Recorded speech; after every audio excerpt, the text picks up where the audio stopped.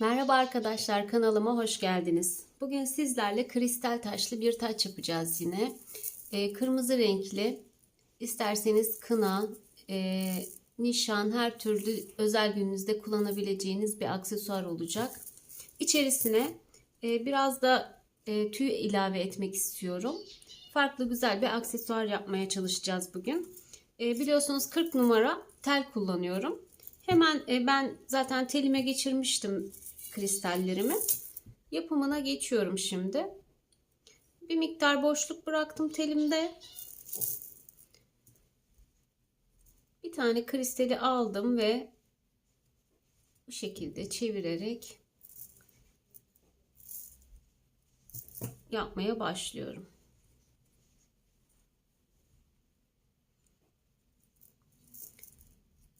Şimdi arkadaşlar içerisinde ben tel kullanmadığım için, ayrı bir tel kullanmadığım için bu teli kalın bir şekilde yaparak, birkaç kat yaparak içinde bir kalınlık oluşturmaya çalışacağız. Bu yüzden de şu 3 taneyi yaptıktan sonra bunu buradan kesiyorum. Bakın böyle bir parça oluşturdum. Bunu buraya koydum. Şimdi tekrar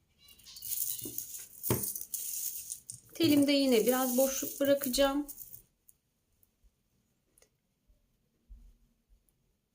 Tekrar bu şekilde kıvırdım.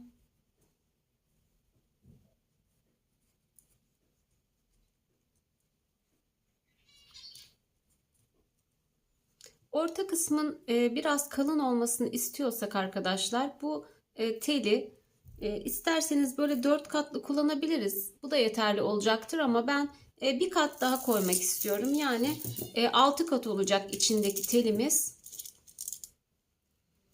O yüzden bunu da bu şekilde birkaç boncuk ilave ettikten sonra yine keseceğim. Şimdi bu telimde de biraz boşluk verdikten sonra kestim. Ucunu kıvıralım. Boncuklarımız dökülmesin. Şimdi bu iki taneyi bu şekilde üst üste koydum arkadaşlar. Ve bu şekilde kıvırdım. Bakın böyle bir başlangıç noktası oluşturduk. Uç kısmını oluşturduk ve bu tellerin de ortada bir kalınlık sağlamasını istiyoruz. O yüzden bunları bu şekilde önceden hazırladık. Şimdi esas bu telimizle ilerleyeceğiz. Boncuklarımız bu telimizde. Şimdi hemen bunu diğerin üzerine monte edelim. Yine bir miktar boşluk bıraktıktan sonra aynı şekilde kıvırıyoruz bunu da.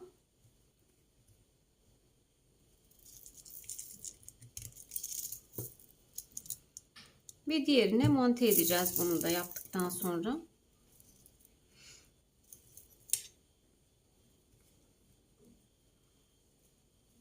Şöyle 4 tane yaptıktan sonra hemen monte ediyorum arkadaşlar buraya. Bakın.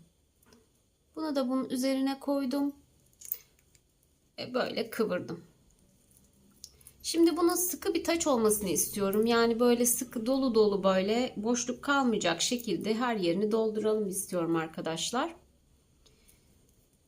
İki yanına dallar yaparak ilerleyeceğiz. Uç kısmı biraz daha dar olacak. Böyle 3-4 tane boncuk ilave ederek dallarımıza. Bakın bu sefer 4 tane ilave ettim. 4 kristal taş kullandım. Burası uç kısmı olduğu için şimdilik yeterli olacaktır arkadaşlar. Aralarda döndürüyorum ama çok da fazla boşluk vermiyorum ki yoğun olsun tacımız. Tekrar 4 tane yapıyorum. Onu da diğer tarafına yerleştireceğim. Sağlı sollu bu şekilde yerleştiriyorum ve ilerliyorum.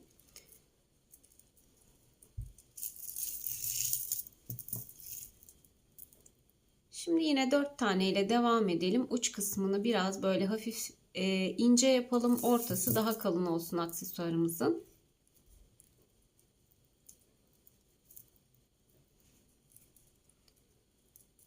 Ve bir miktar ilerledikten sonra arkadaşlar şu orta kısımda kalan boşluğu da dolduracağız. Orası da tel görünmeyecek ortada. Şimdi ben yine diğer tarafa doğru da bir 4 tane dörtlü bir dal yaptıktan sonra ortaya bir dal yapacağım.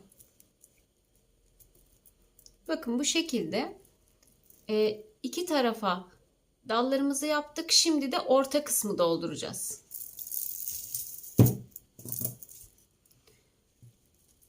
Orta kısım için de yine dörtlü bir dal yapıyorum.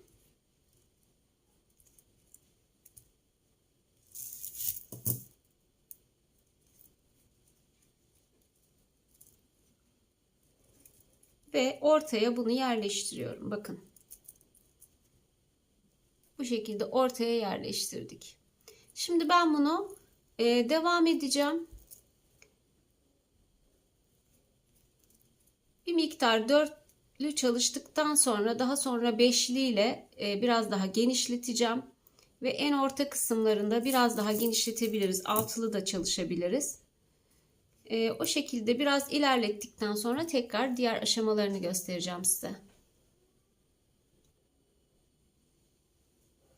Evet arkadaşlar, aksesuarımız bu şekilde hazır. Ben diğer parçasını da hazırladım. Şimdi sizlere birleştirmesini göstereceğim. Bakın, göstermeden önce şunu da söylemek istiyorum. Ortadaki dallarımızı başlangıca göre uzun bıraktık. Yani bunları altılı yedili olarak yaptım ki bu kısım daha geniş olsun diye. Hemen ikisini üst üste koyuyorum. Ve bu şekilde bakın.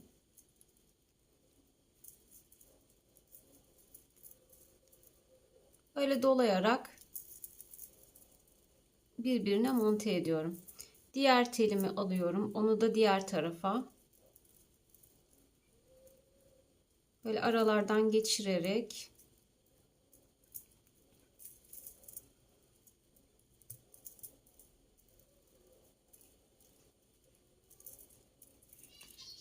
sarıyorum arkadaşlar. Ve bunları keseceğim daha sonra dallarıma dolayarak. Şimdi bu şekilde bir aksesuarımız bu şekilde oluştu. Fakat gördüğünüz gibi bu orta kısım birleştirdiğimizden dolayı şu kısımlarda açıklıklar kaldı. Şimdi bu açıklıkları nasıl kapatabiliriz diye şöyle bir şey yapacağız. Oralara ilave dal ekleyeceğiz arkadaşlar. Orta kısmı yoğunlaştırmak için ilave dallar yapacağız. Hemen bir tanesini yapıp size göstermek istiyorum. Daha sonra da ben dallarını ekleyerek bitmiş halini göstereyim size. Ondan sonra da tüylerini ekleyelim hep birlikte.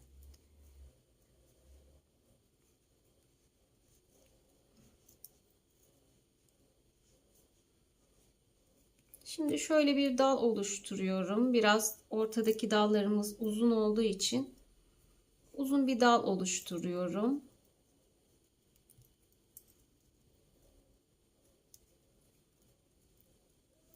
Bakın, böyle bir dal oluşturdum.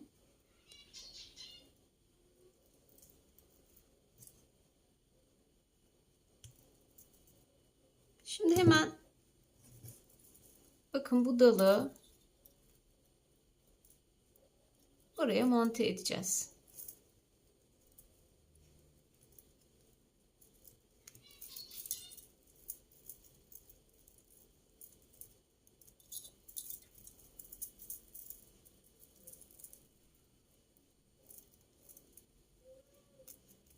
Ve bu şekilde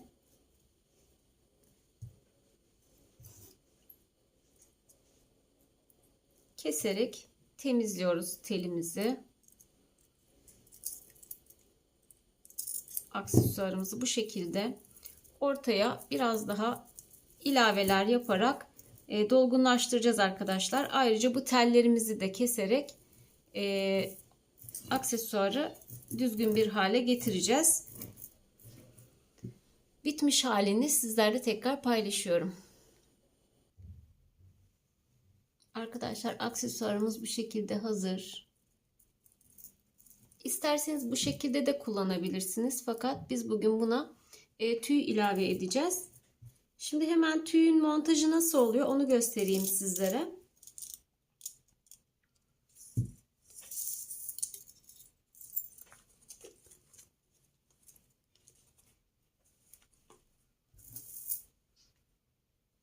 Tüyümüzden bir miktar tutarak kesiyorum.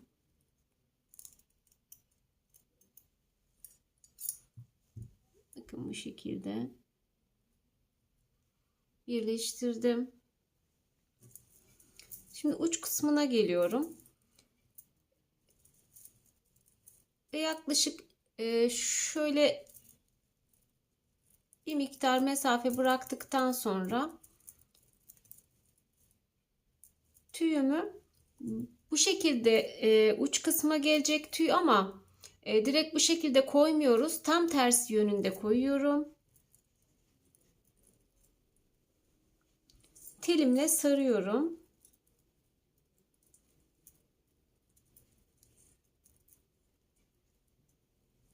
Bakın.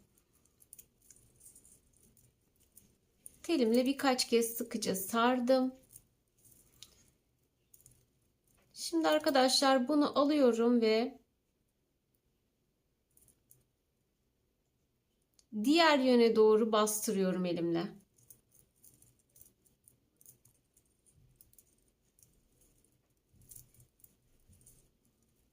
Bu şekilde diğer yöne doğru bastıralım.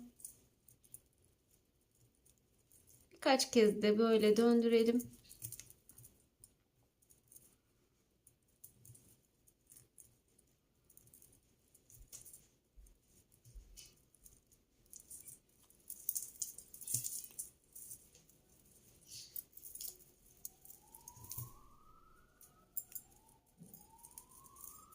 Evet. Şimdi arkadaşlar aralardan mesafe bırakarak aralıklı olarak tüylerimi yerleştireceğim. Ortaya kadar geleceğim.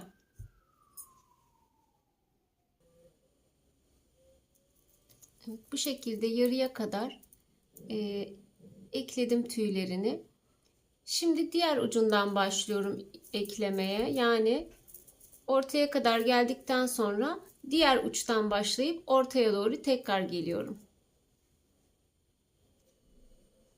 Evet arkadaşlar, aksesuarımız bu şekilde hazır.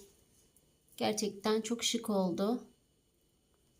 Ve orta kısmına ben küçük bir çiçek ilave etmek istiyorum. Bu da çok apayrı bir hava katacak. Minik bir çiçek ama bakın bu şekilde ortasına ilave edeceğim.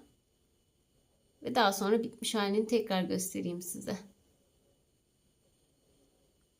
Evet, bu şekilde çok şık, çok havalı bir tacımız oldu. Umarım sizler de nasıl yapıldığını anladınız. Yapmak isteyenler, denemek isteyenler yapabilir. Şu ortadaki küçük aksesuarı çiçeği de daha önce çember taç yapmıştım, kırmızı. Oradan bakabilirsiniz nasıl yaptığıma. Bu şekilde arkadaşlar, bir sonraki videomuzda tekrar görüşmek dileğiyle. Hoşça kalın.